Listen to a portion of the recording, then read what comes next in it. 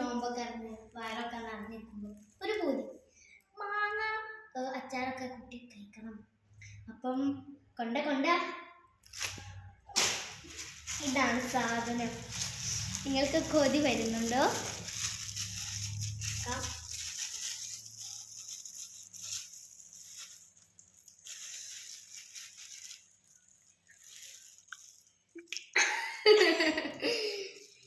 നല്ല ടേസ്റ്റ് ഉണ്ടാവും ഗൈസ്.